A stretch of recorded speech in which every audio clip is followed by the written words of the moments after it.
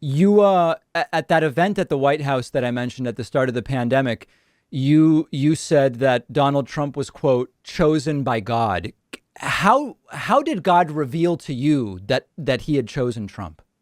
Well, it was a bunch of divine appointments for me. I had a dream in the spring of 2015 that I'd be meeting Donald Trump, and I'm going, why would I want to meet Donald Trump? And all of a sudden, he comes down the escalator running for president. Then I had, if you, in my book, I explain all this. I actually went to the National Prayer Breakfast in early 2016, and when Ben Carson was still running for office, and I was picked out of 12 people out of the whole prayer breakfast with thousands there to pray with Ben Carson in a room, and just these things kept happening to me, and it was like building up, and I'm going, this all has to mean something, Hmm. and it wouldn't mean that I just end up going golfing with Donald Trump or something, and there was so many divine appointments that led up to that, and then.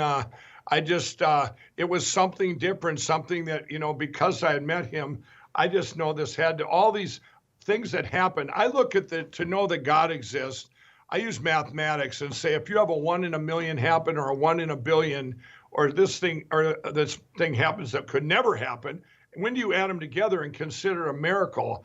And that's what kept happening to me. And I go, he's been picked, he has been chosen for such a time as this. Wow. So if I hear you correctly, you're saying what others might see as odds and probability, you see as divine appointment.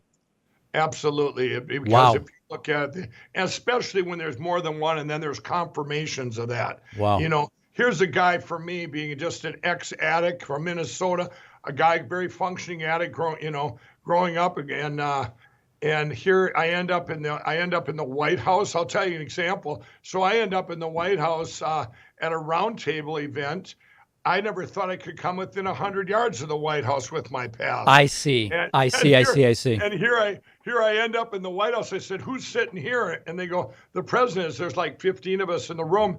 First time I was ever in the White House, and they do that. We go on national TV. Then it's just him and I facing forward, and it went viral that screenshot. And all my friends are going, "What is this ex-crack addict sitting next to the president of the United States? Jesus is real because this could not This happen makes no unless sense, right? In other words, it's God almost was like part of this."